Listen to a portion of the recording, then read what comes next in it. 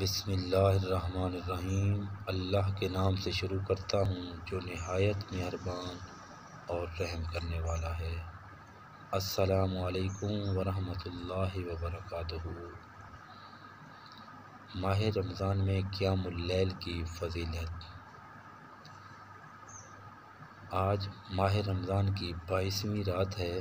ماہ رمضان کی 22ویں رات کو قیام اللیل کرنے والا، نماز عشاء اور تراویح اور تہجد ادا کرنے والا، جو بندہ 22ویں رات کو قیام اللیل کرے گا تو وہ قیامت کے دن تمام غم اور پریشانی سے محفوظ آئے گا۔ اللہ رب العزت کی بارگاہ میں دعا ہے کہ اللہ تعالی ہمیں آج کی رات قیام اللیل کرنے کی توفیق عطا فرمائے۔